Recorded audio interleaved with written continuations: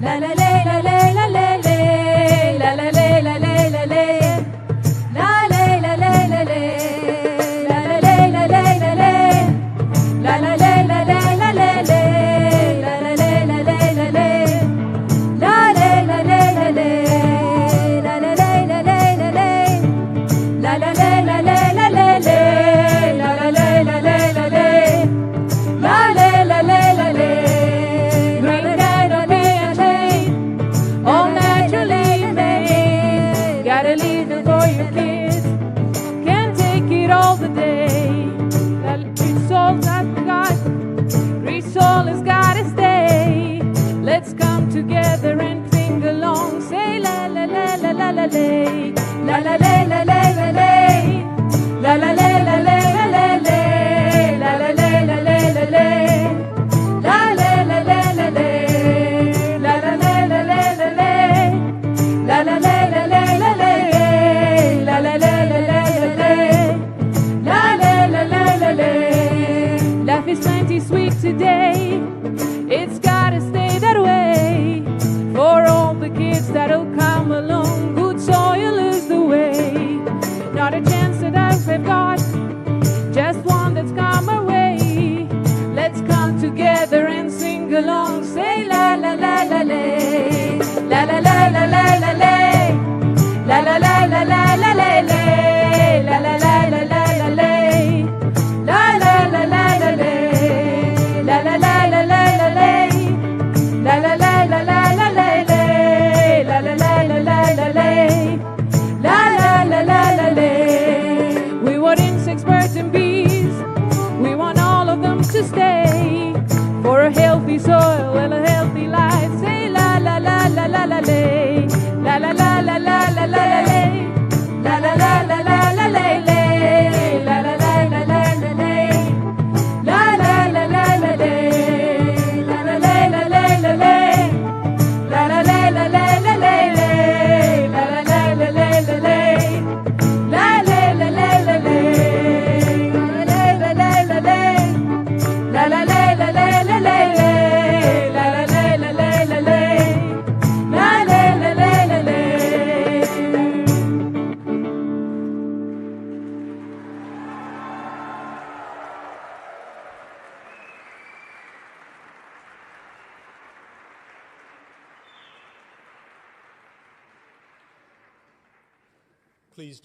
Please do take your seats. It's very difficult to follow that, but a very good morning to you all. We're absolutely delighted to see you here at the University of Birmingham. My name is Professor Robin Mason. I'm the Pro-Vice Chancellor International at the university, and I'm also the Director of the University of Birmingham India Institute, through which we manage and coordinate all of our engagement with India. We're absolutely delighted to host this event here in our Great Hall, in which over 2,000 outstanding Indian students have graduated over the past century. And the Great Hall has seen some very distinguished Indian speakers delivering lectures here, the latest being esteemed Minister Hardeep Singh Puri, the Minister of Petroleum and Natural Gas and Minister of Housing and Urban Affairs of the Government of India. As I mentioned, the University of Birmingham has engaged with India for more than a century, since our first cohort of Indian students attended the university to study for degrees in mining and commerce, graduating in 1909. And we continue to be one of the most engaged universities with India. We have each year over 100 students planning to travel, pandemic permitting, planning to travel to India for study this year. We have over 40 joint research projects currently ongoing, and a fact that I'm really proud of is that the research that we do with our Indian partners is really of the highest quality. It's cited over 11 times the world average. And we currently have at the university almost 300 Indian students studying here and over 60 members of staff from India. So it's fitting, I think, and a great honor for us to be hosting this distinguished event today here at the University of Birmingham. I'll shortly be inviting onto the stage our two honourable guests for today's event. They need very little introduction, I know, but nevertheless, I thought I'd say just a few words. Sadhguru is a yogi, mystic, visionary, a two-time New York Times best-selling author. Ranked amongst the 50 most influential people in India, Sadhguru is known as a speaker and opinion maker of international renown. He has been conferred the Padma Vibhushan, India's highest annual civilian award, accorded for exceptional and distinguished service. Later this month, on the 21st of March, he will launch his new Save Soil movement, aimed at bringing attention to the devastating impact of soil degradation around the world. He will be a lone rider on a 30,000-kilometre journey across nations that will end in southern India, where the Kaveri Calling Project, an offshoot of the Rally for Rivers, initiated by Sadhguru himself, has enabled some 125,000 farmers to plant 62 million trees to revive soil and the River Kaveri. The Save Soil movement seeks to bring about a conscious response to impending soil extinction and is supported by the United Nations Convention to Combat Desertification, the World Food Programme, Faith for Earth, the United Nations Environment Programme, the International Union for Conservation of Nature, among many others. Our second distinguished speaker is Lord Bilimoria. In 2006, Bilimoria was appointed the Lord Bilimoria of Chelsea, making him the first ever Zoroastrian Parsi to sit in the House of Lords.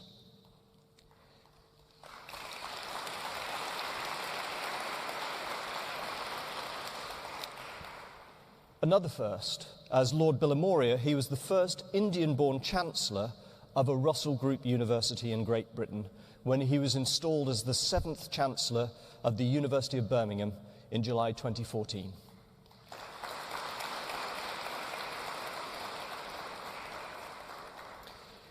He is also an honorary captain of the 601 Squadron of the Royal Air Force.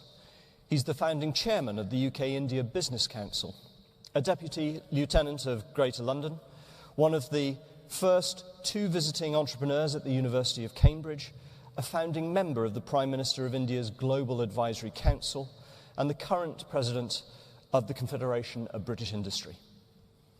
In 2008, he was awarded the Pravasi Bharati Samman by the President of India. So, two fabulously distinguished speakers for us today. Before I invite them to the stage, we'll watch a short video as a preface to their conversation. Sustainability is an issue that confronts us more now than at any time of human history. We are all acutely aware that every action we perform now will affect positively or adversely future generations of this planet. And this is why sustainability is the theme of the 2022 Commonwealth Games, which we'll be hosting in Birmingham in a few short months' time. We, this generation, have the unique opportunity to be part of the solution rather than part of the problem. And one facet of sustainability that is often overlooked is soil extinction and desertification. A teaspoon of soil contains more organisms than there are humans living on Earth. But it takes a minimum of 500 years to form 1 inch of topsoil. Yet in the UK, intensive agriculture has caused arable soils to lose somewhere between 40 and 60% of their organic content. And that led the UK's Environment Secretary in 2017 to say that the UK is 30 to 40 years away from the fundamental eradication of soil fertility. So let us now watch a video that explains the science of the purpose of the campaign Save Soil. We are talking about climate change, carbon emissions and global warming and various other aspects, but we are not addressing soil. Soil is the habitat upon which zillions of lives thrive. Once there is no richness in soil, then you have forsaken the planet in many ways. Every responsible scientist in the world and the UN agencies are clearly saying we have only 80 to 100 harvests left. That means approximately 45 to 50 years of agricultural soil left on the planet.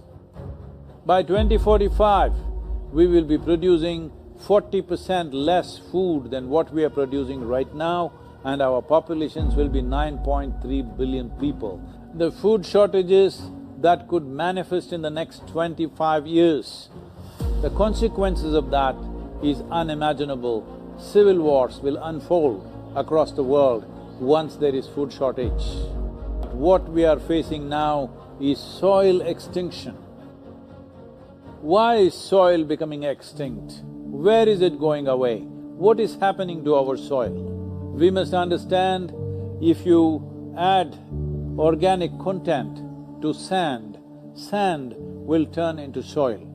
If you remove all organic content from the soil, soil will become sand. In normal agricultural soil, the minimum organic content should be between 3 to 6%. The most minimum is 3%. At least this minimum to keep the soil alive, to keep the soil as living soil is a must. Agricultural soils across the world, the depletion is so heavy, in most countries, more than 50% of the topsoil is already gone in the last 100 years. The nutrient levels have dropped significantly. The level of micronutrients you would get from your food in early 20th century to what you are getting from the same food now has dropped 90%. If you ate one orange in 1920s, what you got from it, now in 2020, if you have to get the same, you will have to eat 8 oranges. This is what we have done to our food. Soil is the biggest ecosystem on the planet, and so few people know anything about it. 1 teaspoon of healthy soil probably contains more microbes than there are people on Earth. The microbial life in the first 12 to 15 inches of topsoil is the basis of our existence. It is this magic beneath our feet which has produced the life that we are. This first 12 to 15 inches of soil is the basis of life for 87% of life on this planet, including you and me. We have to begin to recognize that what we call our soil, Mother Earth, is a living organism. Open soils, ripped open by ploughing, open to sunlight, is the basis of destruction of microbial life. So the focus should be on agriculture, the focus should be on seeing that land is under shade as much as possible, some kind of shade, grasses, herbs, bushes, trees.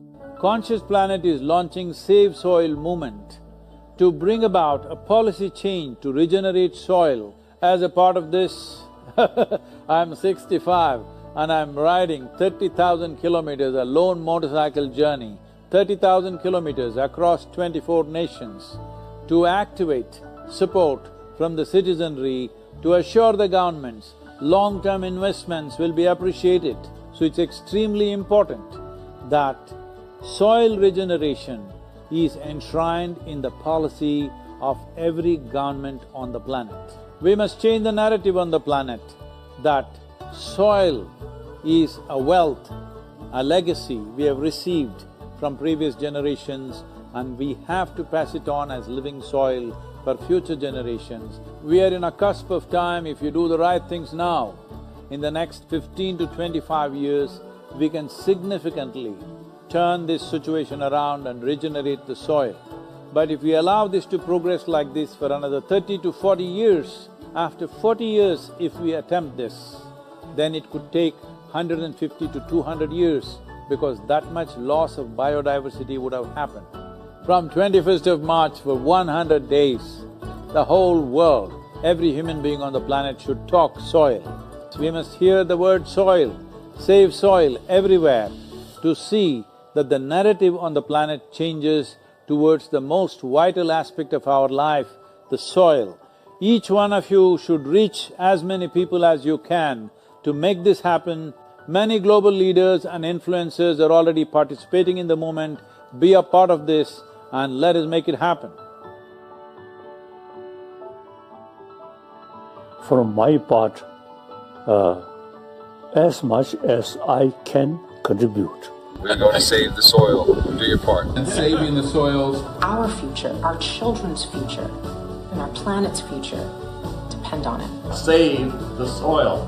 We know what we must do, so let's make it happen. Let's make it happen. Let's make it happen. Let's make it happen. Let's make it happen. Let's make it happen. Let's make it happen.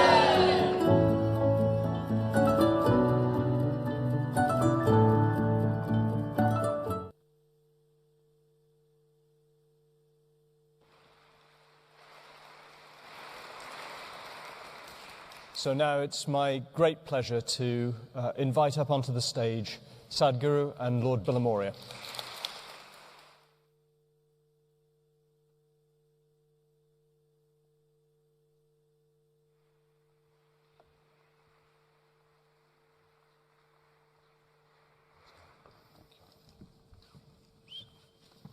Namaskar. Please, sir.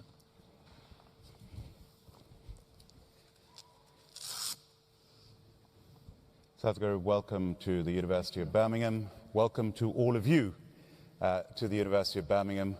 I'm usually on stage over here during the graduation ceremonies when our graduates come up these steps and I shake their hand and they formally become graduates of this great university. Will I also have that privilege? Now,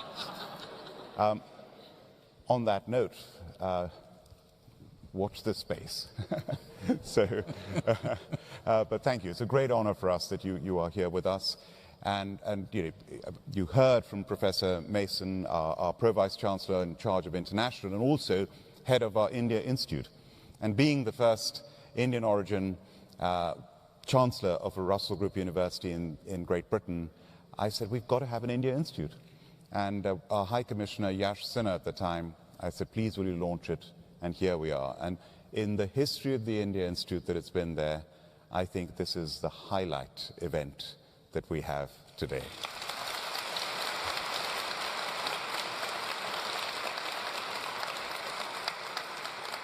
What I would like to say at the outset is, Sadhguru, you're somebody that I've had the privilege of meeting years ago, first time in Parliament, when my friend Dinesh Tamija brought you, and I'd heard about you.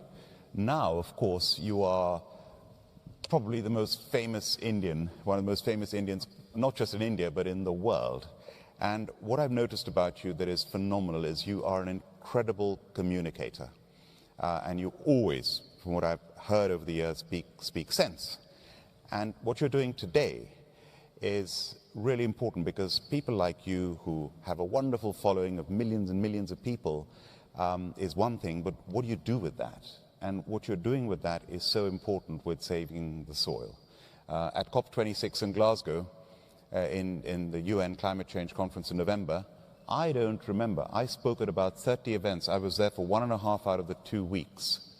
Nobody spoke about this. The word soil was not mentioned, that's what I heard. Nobody spoke about this. If only they could have seen this film at COP26. So I think what you're doing is phenomenally important. Please tell us that, for those of you who don't know your story, when you started your yoga work and then led to planting trees, which has now led 3 decades later to this. Namaskaram to everyone.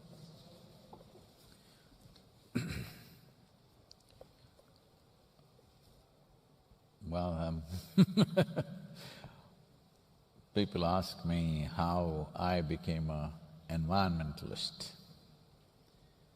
I think being an environmentalist or an ecologist is quite an obscene thing, because we are the ecology, we are the environment. unfortunately we've become a virulent part of the ecology. This is one thing we must realize, the very body that we carry is soil.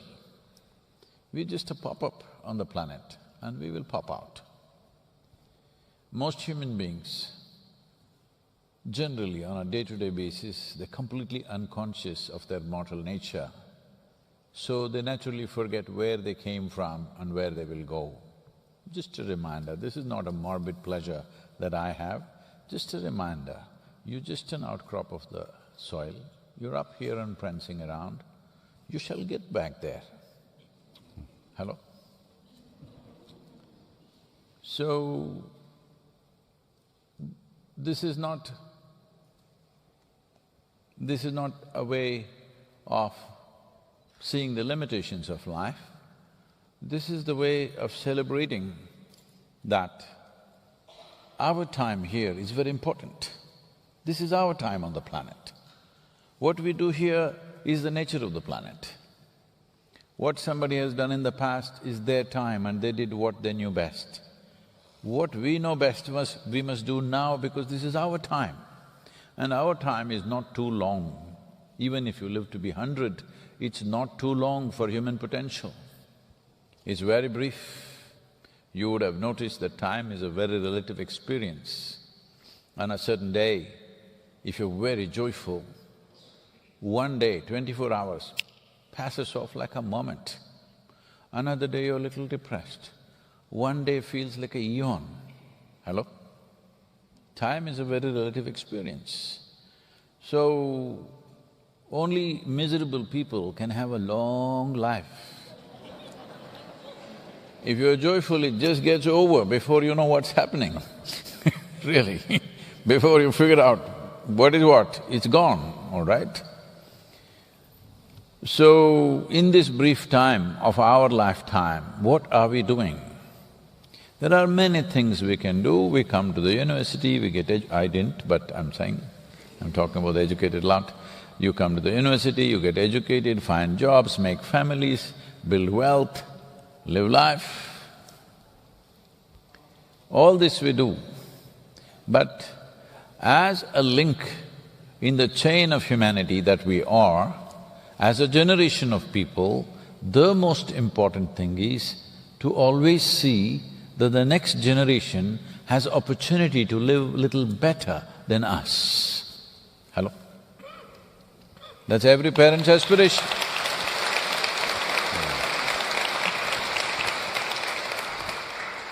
But right now, that is what we are not taking care of. All the soil facts, I can throw you… I can throw at you any number of terrible facts.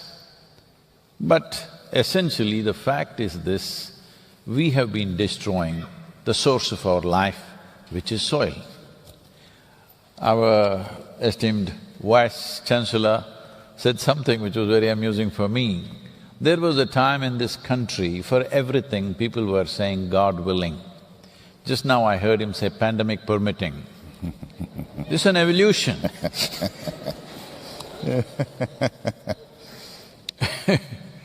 So, your children may have to say, maybe we'll have lunch, microbes permitting.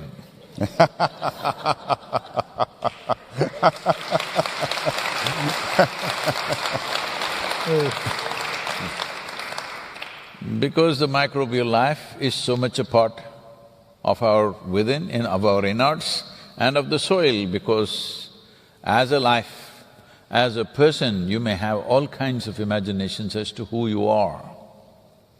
But as a life, you are just a reflection or a consequence of what's happening in the first 12 to 15 inches of the soil. That's all it is. And as he was mentioning, to form 1 inch of soil, it takes 500 years. That's how much has gone into it. Even in the evolutionary scale of things, you're a consequence of their activity. Without them, you wouldn't happen. To put some things into place, see, the life as we know it has happened.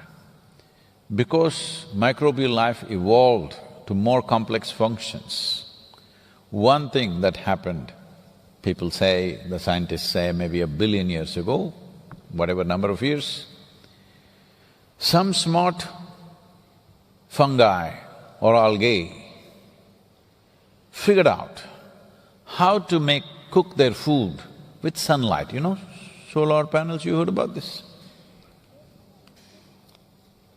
Like some man or woman, you know, it's always said a caveman, but I'm giving a fair chance, maybe it was a woman, because she discovered how to use fire to cook their food. We don't know how many years ago, but whatever. Like that, some very smart algae or fungi found out how to cook their food with the perpetual energy of the sun. Today we call this phenomena as photosynthesis. I see a lot of green shirts, but that won't help. So then came the green leaf. Photosynthesis is the greatest phenomena happening on the planet. Because of that, at that time, before photosynthesis started, the oxygen content in our atmosphere was just a shade over 1%. Today, it is around 21%. Only because of this oxygen content, you and me can exist here, all the complex life forms can exist here. So life as you know, the life that you can see, there was life that you could not see, even now we're talking about life that you cannot see when we talk about the microbial life. Today, of course, you respect that life a lot because of the pandemic. Hello? Deep respect. You even started saying namaskaram to people.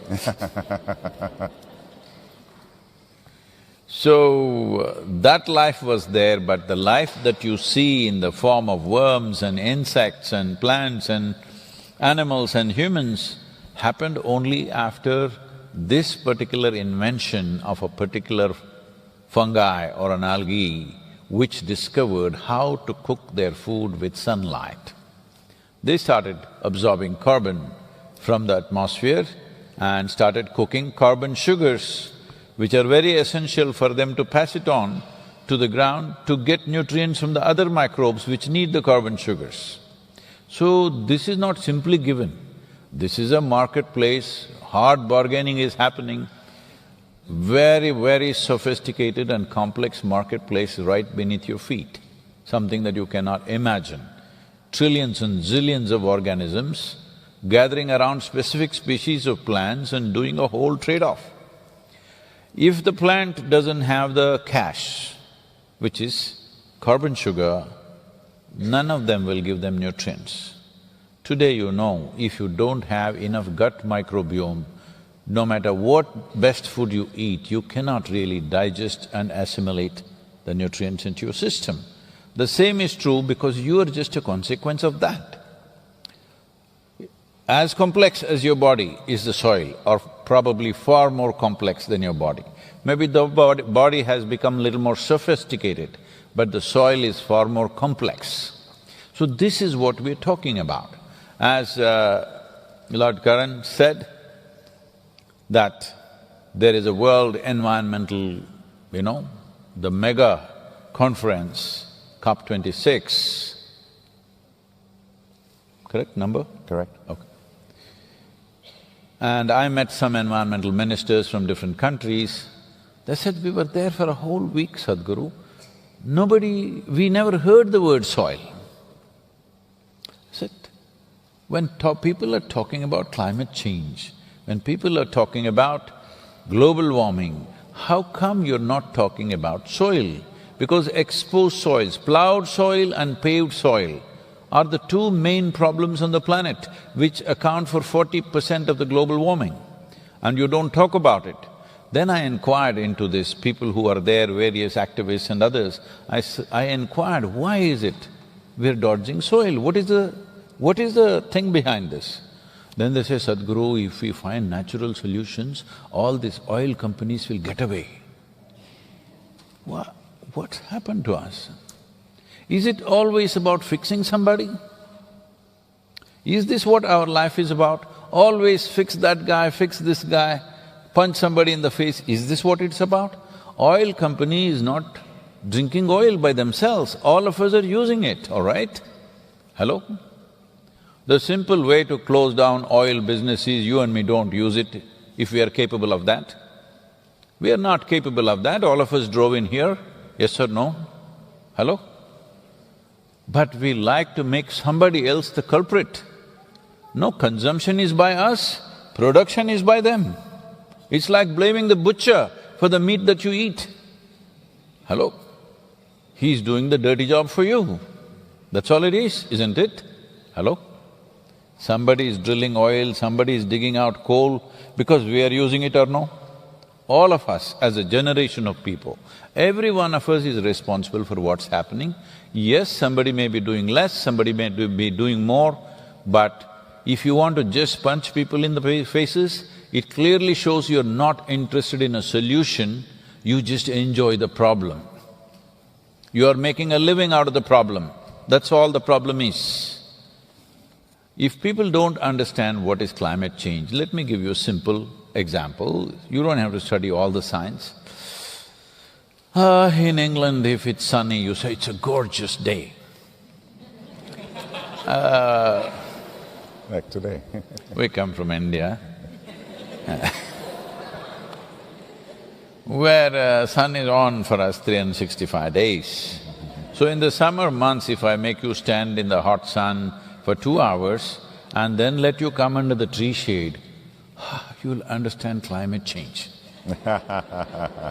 Clearly under the shade, it's a different climate, yes or no? This is all every other organism is asking for. The microbial life needs protection from the sun. Now we are not only providing the shade, we are ploughing it up, ripping their homes open. Today modern machines are ploughing anywhere between 12 to 14 inches, completely overturning the soil, leaving it open to the sun for months on end. This is an absolute murder of the soil. That's what we're doing. Now, we are here simply because one aspect is oxygen in the air, that's happened only because of photosynthesis. One simple way of looking at it is, 500 years ago, how much photosynthesis was happening on this planet? 1,000 years ago, how much photosynthesis was happening? Today, how much photosynthesis is happening? Can you make a guess what is the drop? Hello? 85%. 85% drop. So you're busy talking about carbon dioxide, the problem is oxygen depletion is happening. Till you become breathless, you won't know. And it will happen. Because the photosynthesis is dropping dramatically because there's no green cover. If you want to see what it is, right now there was a map out there which was showing all the brown patches on the planet. All that places, no photosynthesis is happening, that's what it means. No green cover means no photosynthesis. No photosynthesis means we have closed down our oxygen plants. Literally, that's what it means. Everybody… there are a whole lot of internet scientists, or I would say WhatsApp scientists. They read a message on the WhatsApp and they suddenly, become Dr. Ecology or something. They're all… if you utter the word carbon, say, oh, poison, poison. We are all carbon life. Hello? You and me are carbon. Every other life that you can see, a worm, insect, bird, animal, tree, everything is carbon. So what we call as life itself is a carbon chain. In this carbon chain, one of the key links is soil. It has more than 3 times the carbon that the atmosphere holds. Right now the problem is carbon is in the wrong place because sequestration is not happening.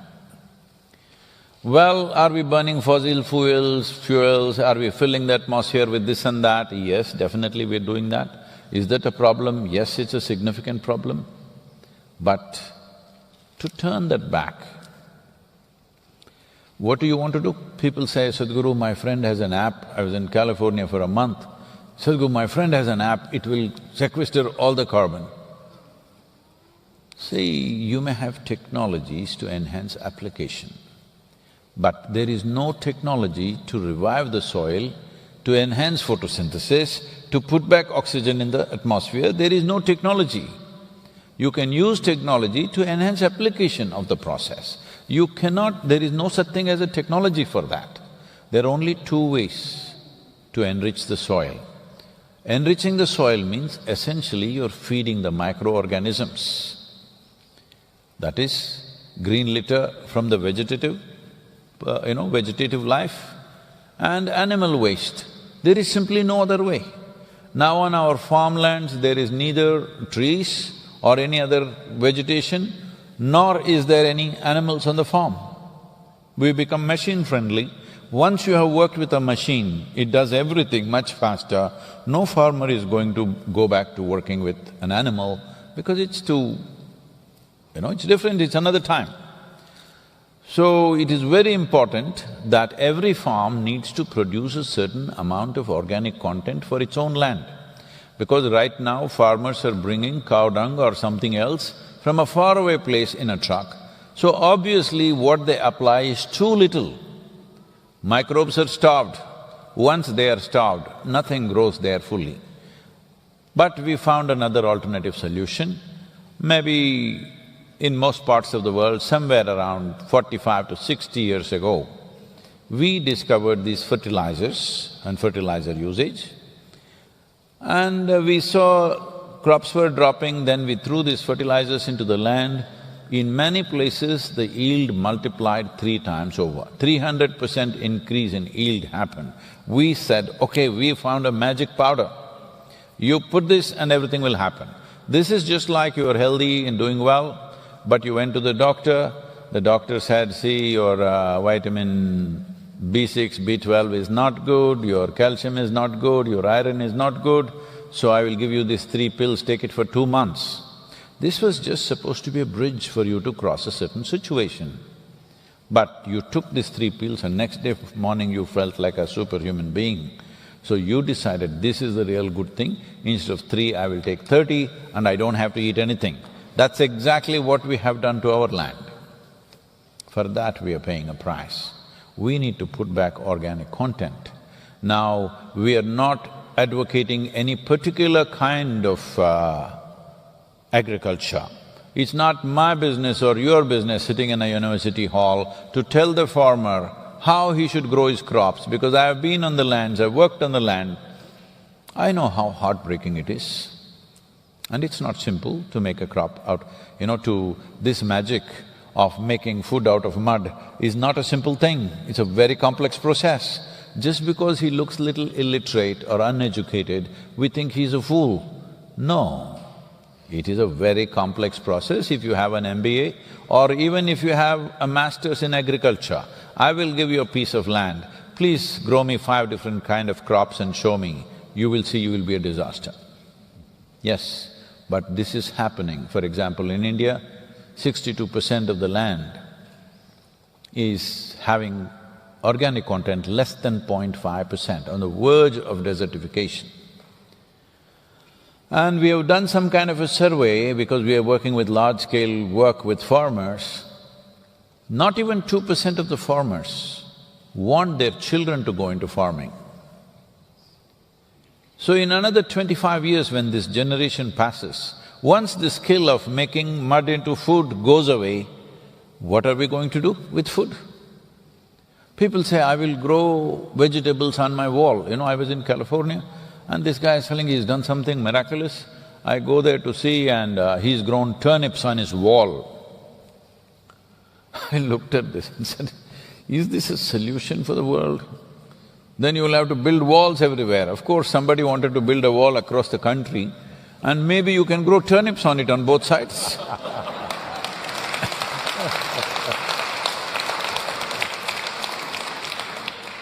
So these turnips are all overripe and say, why have you not either eaten it or sold it or something?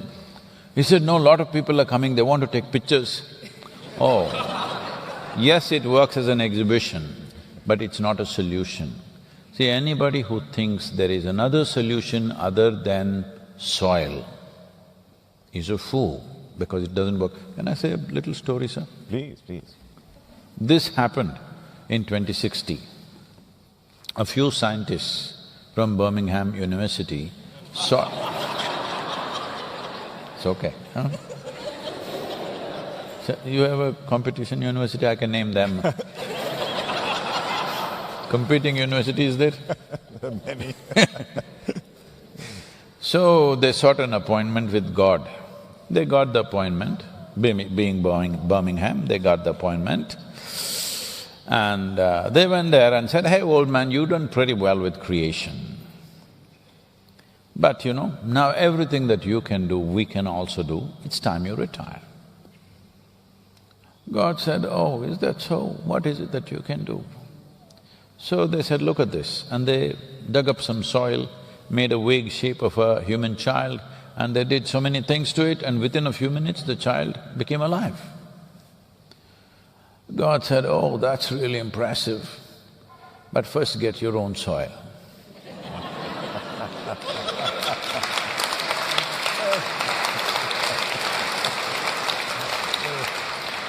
Oh, fantastic, Sadhguru. This is amazing, what you've just told us. If I may, in the UK recent report from our government that intensive agriculture has caused arable soils to lose about 40 to 60% of their organic content. 18% of the organic content present was estimated to have been lost just between 1980 and 1995. And according to our Environment Secretary, who said this in 2017, the UK is 30 to 40 years away. Was he fired? From the fundamental eradication of soil fertility. Now, they're saying all these things in 2017. No, whoever said that, was he fired from the government? No longer in the job. And it's all these facts that you've said… No, I can say all this because I don't have a job.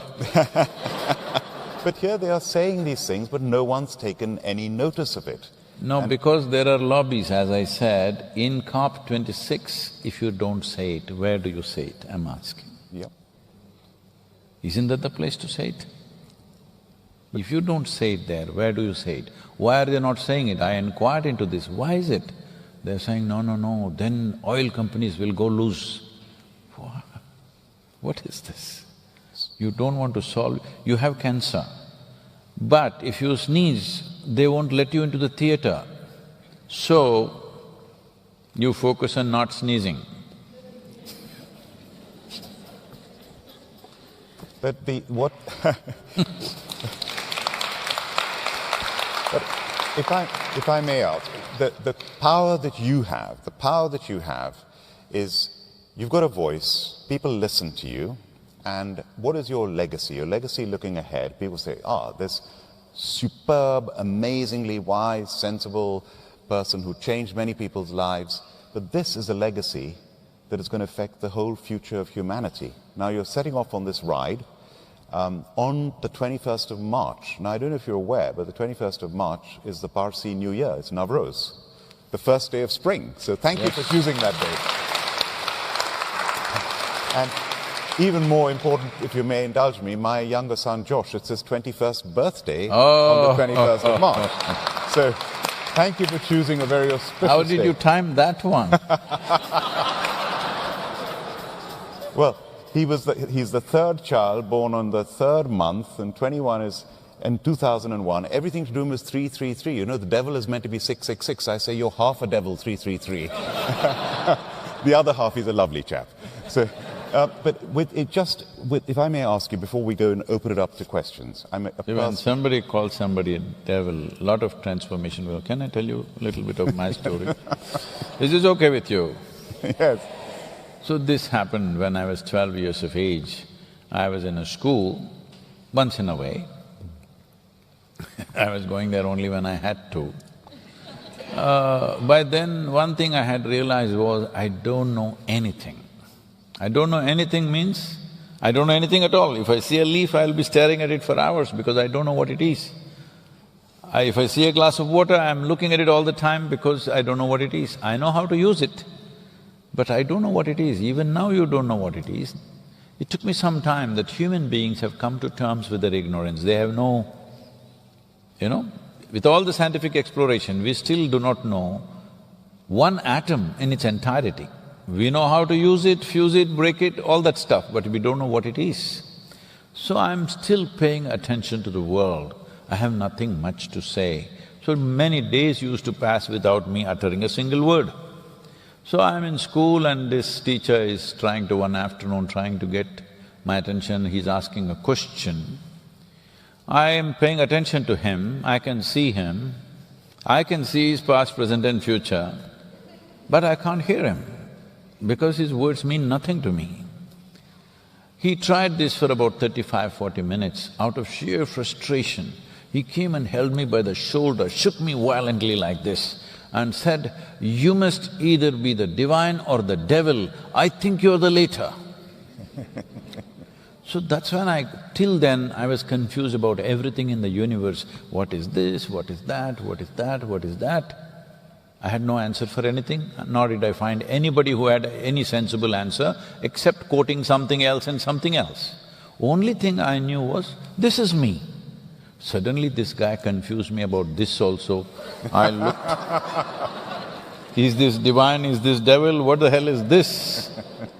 So that is when I started closing my eyes and my journey began. So half a devil is a good place. Well,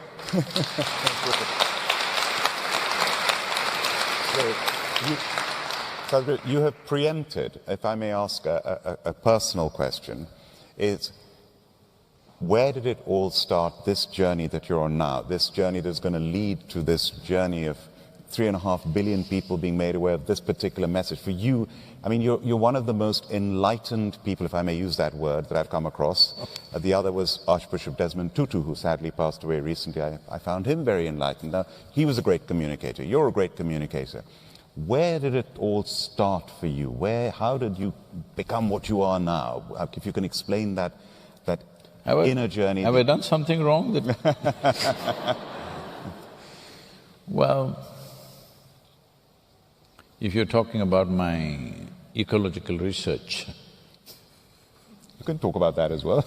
So because I was… they say that I was too active at home. So my mother's health was going bad because of something, and she already had… I'm the fourth of the 4 siblings, I'm the last of the 4 siblings rather, and sending those 3 children to school and managing me became too much, so they put me to school when I was 3.5 years of age, some kind of school, I don't know what it was. So there is a maid who holds me by hand and takes me to the school and leaves me inside. So I made a deal with her, you are not going to come into the school, you leave me at the gate. So she left me at the gate and the moment she turned her back, I went around and I found… At that time, I thought it was the Grand Canyon in southern India, okay, not in Arizona.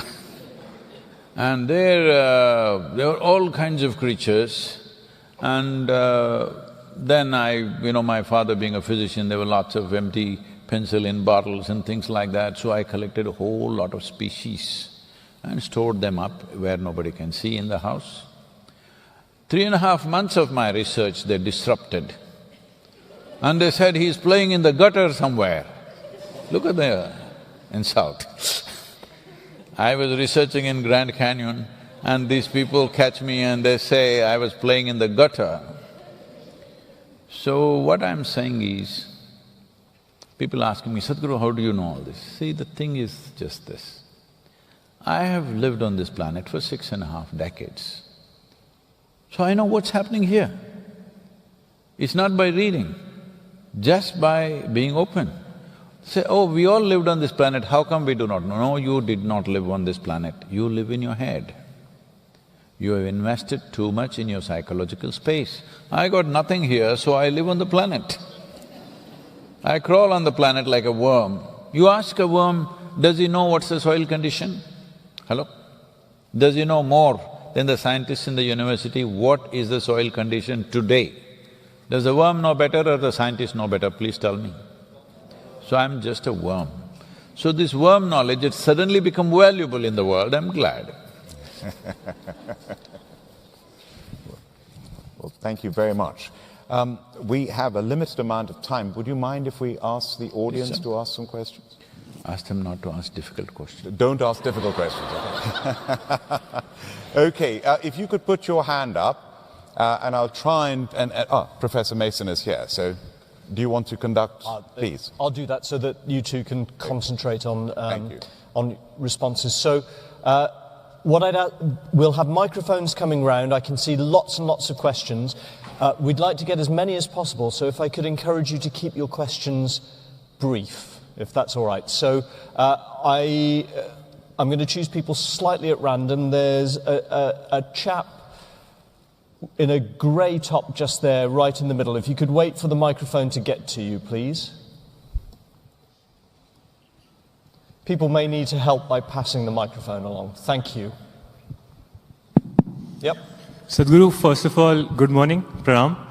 And since I had the opportunity of asking the question to you, I know we are talking about soil, but I couldn't resist asking this question because this has been bothering me for a while. I found my way back, after all these readings, I found my way back to our culture where we talk about, there's a sadhana we talk about, that not all of us today have the convenience of having a guru.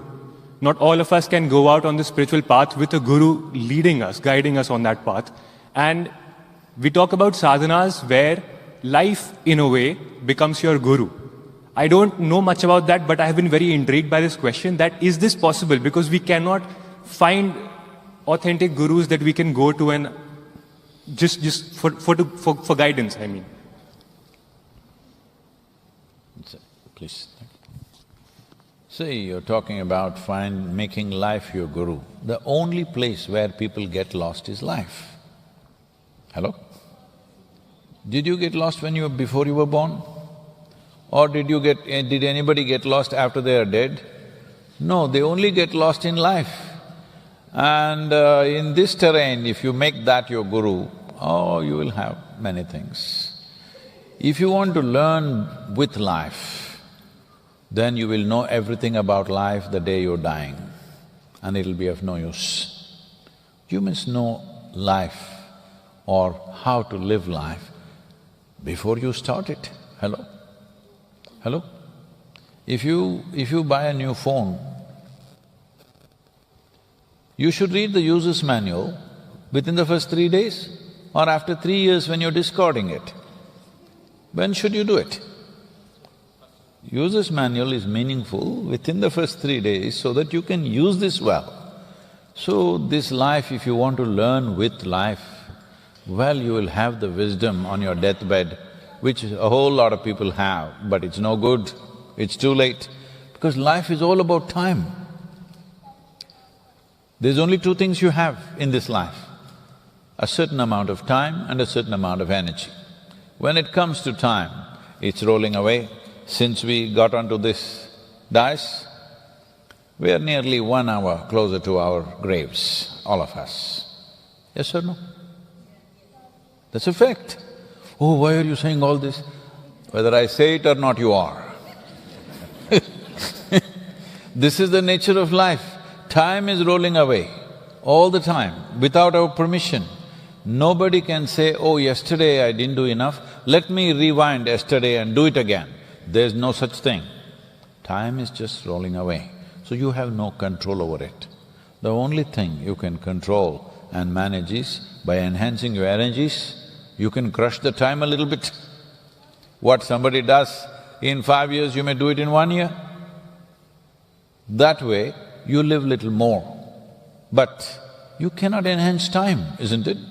You may live healthy and roll the time little more, but time is running away all the time, whether you sit or stand, sleep, do whatever you want, it's running away. So don't get into all these. These are all in fancy magazines, they are talking about spirituality. Life is your guru. Fine, all the best. See, I trek every year in Nepal and Tibet. This Sherpa guy, who is absolutely illiterate, all right? He doesn't know one alphabet in his life. He carries my bag and is walking in front of me. He is born and lived in mountains. And if there is a fork, he will say, I just take that instruction. If I say, why not this way, he say, just go. In that terrain, if I say, I am the guru, man, let's go this way, well, maybe that's the end of your life, for all you know. So in unknown terrain, it's always best you take the hand of somebody who's already walked the terrain. That is all the whole business is about.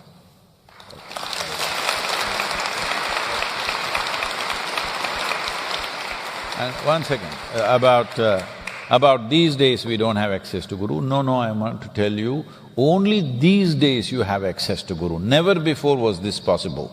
Many great beings have come. When they spoke, hardly 10 people heard. Today, we can sit here and speak to the entire world, we can connect with the entire world. I want you to know this is the privilege of 21st century population. Only these days can you connect with Guru wherever he is, otherwise… Very good. There's a lady on the second row here, on the left as I'm looking. Again, if you could… a microphone is speeding its way towards you. To your left, madam. Thank you. There we are. Namaskaram, Sadhguru. My name is Shubha. I have one question for you today. Being in the UK, I could feel the carrot sambar is not the same back in Chennai. No, you should never make sambar with carrot, it's a wrong… What's he doing? It's the radish, not the carrot. It'll never make good sambar. I'm a good cook, I'm telling you. No, I just said carrot as an example, but any vegetable I bought in the shops… you should not use carrot in the sambar.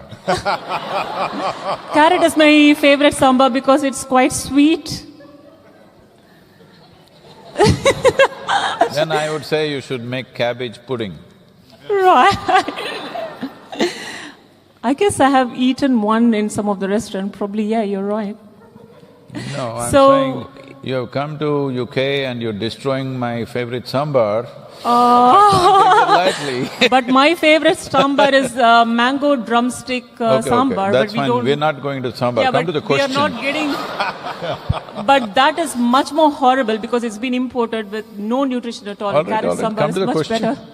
Yes, so when I came to this country, I miss my food a lot because whatever I buy here is all looking big and genetically modified, doesn't have any nutrition, flavor or health benefits. I could find tremendous changes in the food I started eating when I came here in 2008. Question. Yeah, so wherever I have to go and buy, I have to buy fertilizers to put on my grass and everywhere, to get my Question. Come what to the question. we should do. Yeah, thanks for attracting a lot of millions of people, to get the focus on soil today. So how can we play a major role at our individual day-to-day life or in our own space, how we can help to bring this, back to life, That's my question.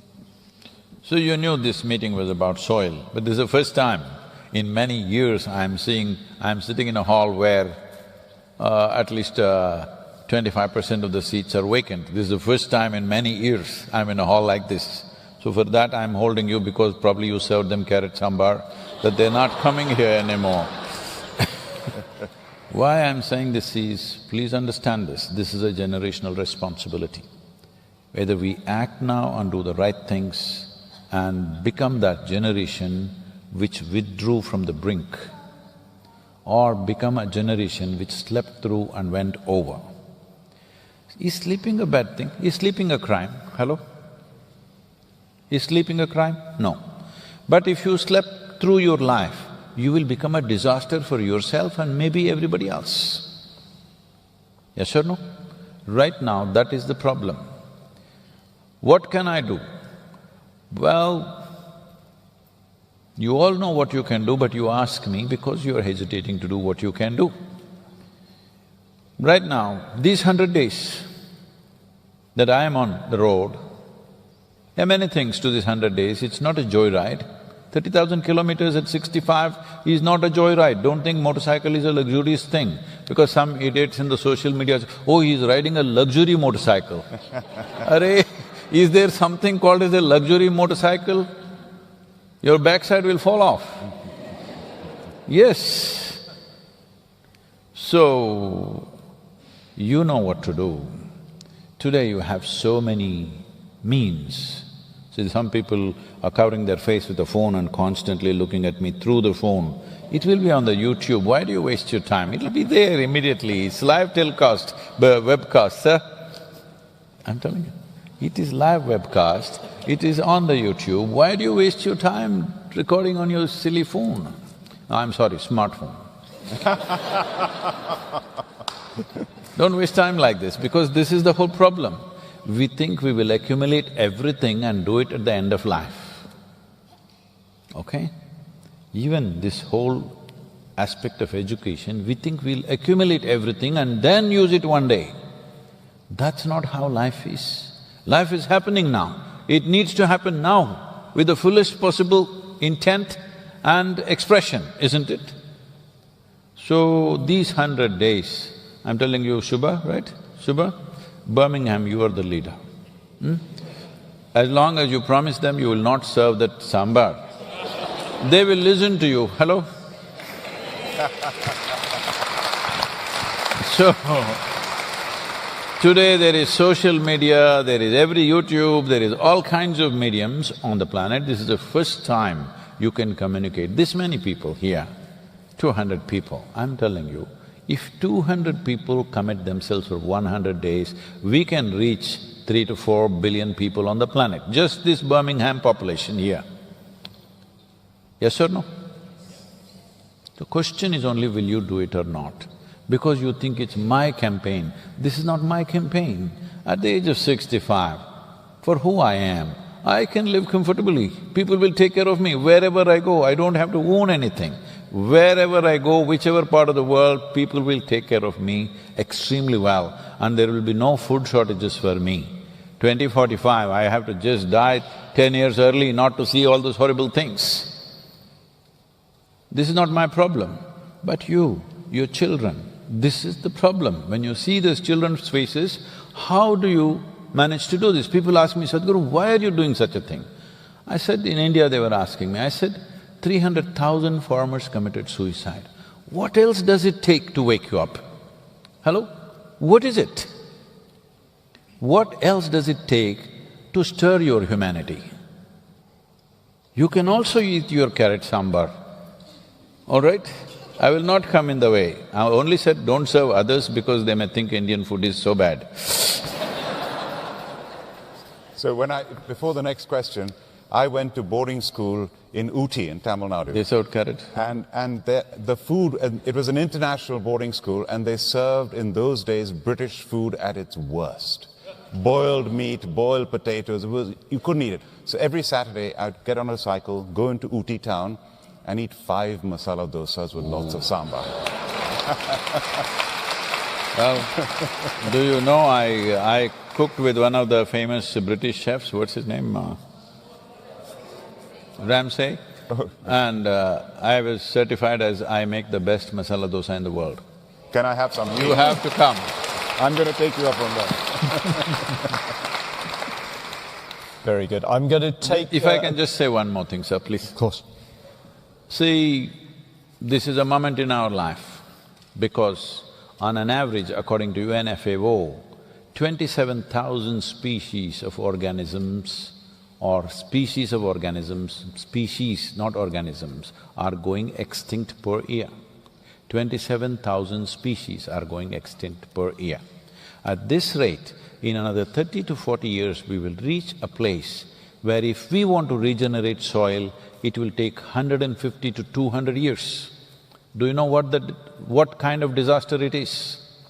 But today, if we do it, in the next 10, 15 or 20 years, we can make a significant turnaround. That's why it is now.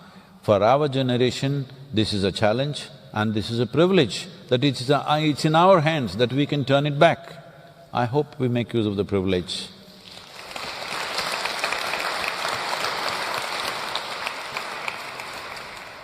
Very good. I'd like to go to this side of the hall, if I may. Again, forgive me, I'm not going to manage to cover everybody, but there's a lady in a red top 4 rows back, I think, if you… See, it helps to wear red, huh?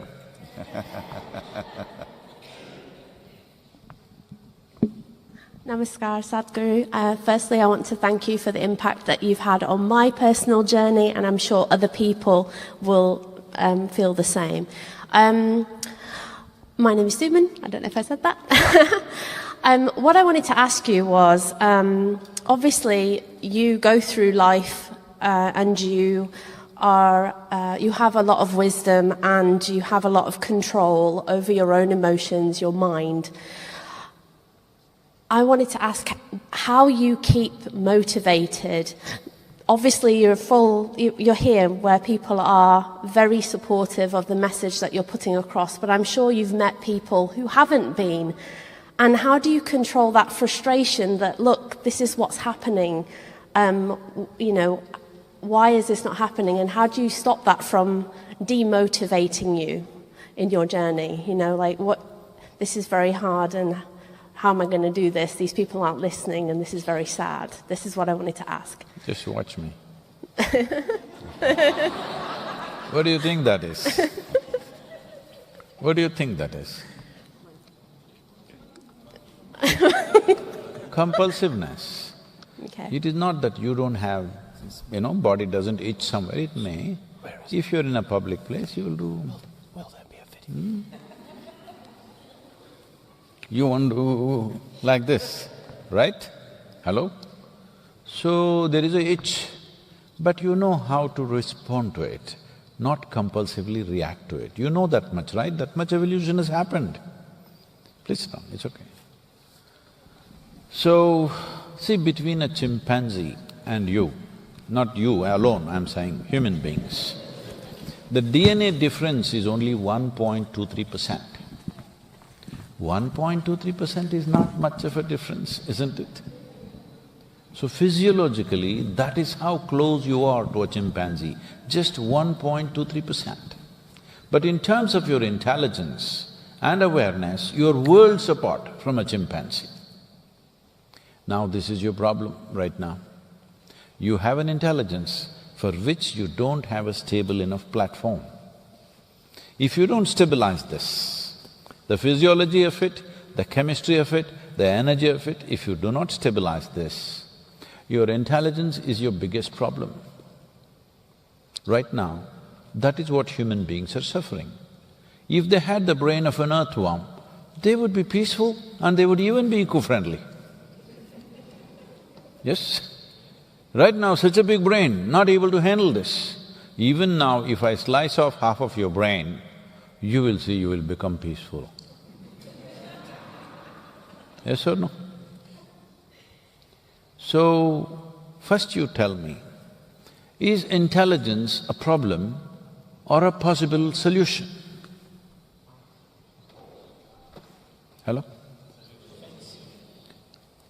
Intelligence is the only solution we have for anything, for any kind of problem. Addressing it intelligently is the only solution. Yes or no? Hello? What has happened after the pandemic? You got a brain fog or something?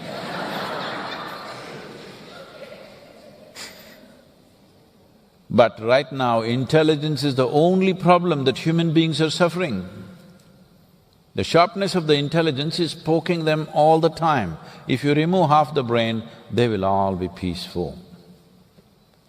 Just see, it took millions of years of evolutionary work to get you to this place of intelligence. And today you suffer that because your societies, your education systems are not teaching you anything about how to handle this one, how to conquer the world. Everybody is talking about it. How to handle this one in a way it benefits you and benefits every life around you, there is no such anything in the society. So, you are suffering that right now you evolved into a human being. What this means is, in the evolutionary process, you are on top of the world. Hello? Compared to every other creature, you are on top of the world, but you're not feeling on top of the world. You're feeling miserable. No other creature on the planet suffers as much as a human being, isn't it so? Their suffering is purely physical. If you harm them physically, they will suffer. If stomach is full, they are fine. For you, if stomach is empty, only one problem. Stomach is full, 100 problems. So, this is a very basic existential issue within you. This is essentially because you have not built a platform to hold this intelligence up in a positive way. You call it stress, anxiety, depression, this, that. They told me there are 72 different types of psychological ailments. You can give it whatever name you want. The only thing that's happened to you is your own intelligence has turned against you. That's all that's happened to you. You can call it by 72 different names. It's like God, we have so many names. Just like that, you can call anything by any number of names. But there's only one problem. Your own intelligence is poking you, isn't it? If somebody is troubling you from outside physically, that needs to be dealt differently, that's a different matter. But 90%, I'm just being generous to you, actually 99% of human suffering is psychological, mental, isn't it? This is just your own inability to manage your own intelligence. So would you prefer to be an earthworm? A lot of people are saying, yes, that would be better. I also agree. So, right now this question came up, what can we do? Don't you know what you can do? You know how to poke yourself, but don't you know how to use the incisiveness of your intelligence for effect? Well, you can… every day you can inform at least 100 of your… you have 100 WhatsApp friends at least, even if you've not met them, I'm saying. Facebook friends, WhatsApp friends, tell them something about soil for next 100 days. Write your local MP, do something, write to your Prime Minister. Right now, our Isha homeschool children, they have taken up the challenge that they will get 10 million children in India to write to the Prime Minister that there must be something important about in the policy of India about soil. And already they're beginning to act.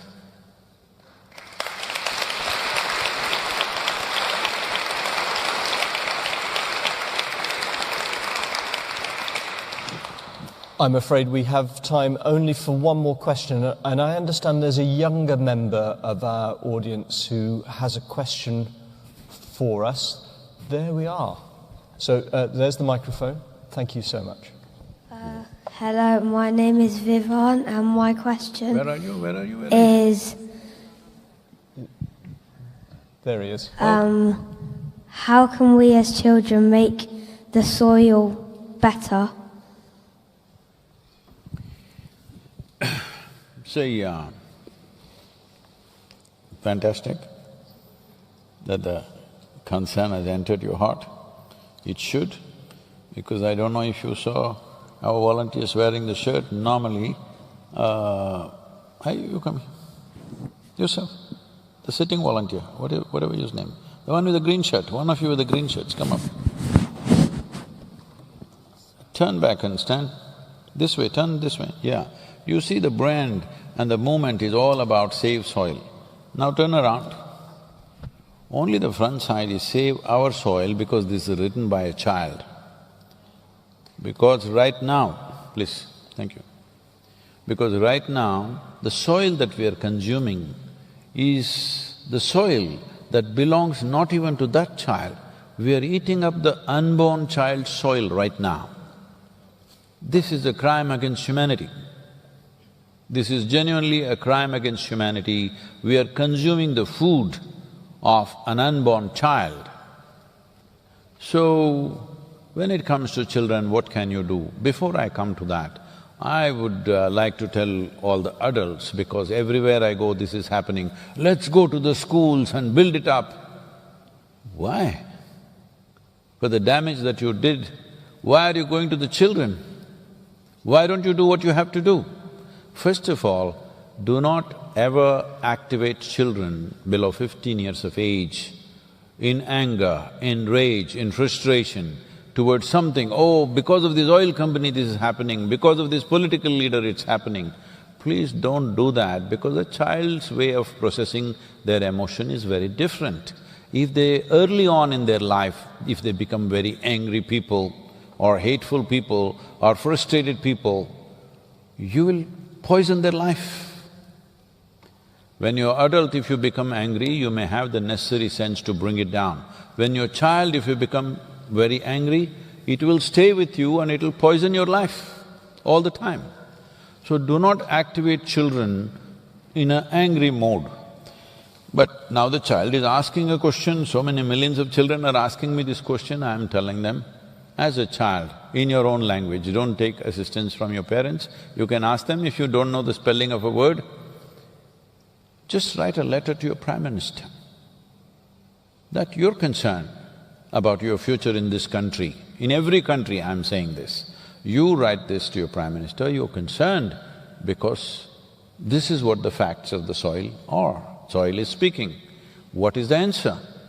Let the policymakers think about it because you need to understand this.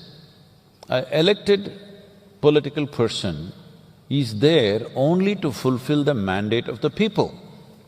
People are asking for trinkets, they're giving trinkets. If you want them to do some long-term policy, the people should speak. This is what we want. In most countries, what I've seen when I meet the heads of state, they don't even know that there is such a soil problem in their country because nobody has spoken to them. Everybody is talking about what about this, how can you give me electricity free, this free, that free, reduce my tax, this is what they're talking about. Nobody is talking about long-term well-being. Because when you administer anything, when you administer a nation particularly, there is no nation with limitless resources. If they have to adjust the money around, move the money around all over the place to keep everybody happy. Unless people say, if you invest in something which will bear result after 10, 15 years, we are okay. Unless you say that, why will they do that? Because their term is for 4, 5 or 6 years and they're here to serve the people's mandate. People have to speak, isn't it? And children also can write a nice cute letter, not a letter of anger, just saying that everybody's talking about this soil, this man comes from India, this yogi comes from India and talks about soil, this is concerning me, what will we do about it? Please write to your prime ministers, whichever country you are, because prime ministers and presidents must know the population wants it, otherwise how will they act? They're only there to manifest people's mandate. People have to give them the mandate, not just by vote, but by voice.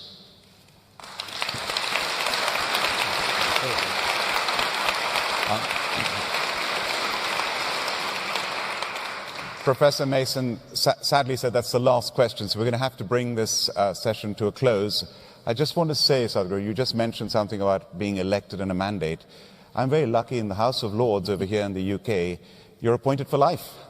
So it's a very good position to be in. And if I may, I don't know if anyone's ever described you as an entrepreneur before, because you are a true entrepreneur. Entrepreneurs see problems, but they also see solutions, and they make them happen.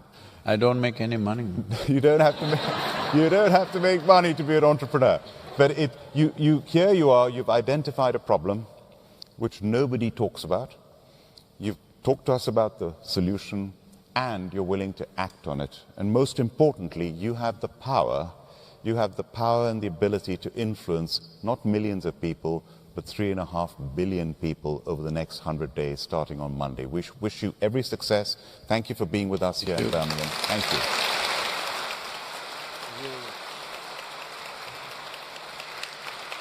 If you give me just 1 minute, sir. I know you concluded, but if you give me a minute. So this is not happening as an experiment with the farmers. For the last 26 years, we have manifested this with hundreds and thousands of farmers, where in 5 to 7 years' time, most farmers, their incomes have gone up anywhere between 300 to 800% by adopting a suitable agriculture with which a great enhancement of soil organic content happens, water tables come up, nutritional value goes up in the food and the prices go up for the farmer, the market value goes up and he's making more money. And many of them, because this is a tree-based agriculture, this is not the only way to do it, there are hundreds of ways to do it. We have produced a soil document, we will present it to you, sir, which is specific to every nation. Depending upon the latitudinal position, the 14 types of soils that we have identified, the soil type, the economic condition of a given nation and the agricultural traditions of that nation, because even if you have any amount of science, you cannot change the agricultural traditions of a given country overnight. So taking all this into consideration for each specific country, 192 different documents we have prepared in detail. Fantastic. Excellent.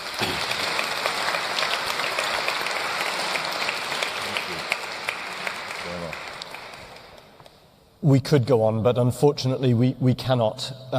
So I would ask that you join me in expressing our sincere thanks to Sadhguru and to Lord Bilimoria for sharing their insights, their perspectives, their conversation with us today. Thank you so much.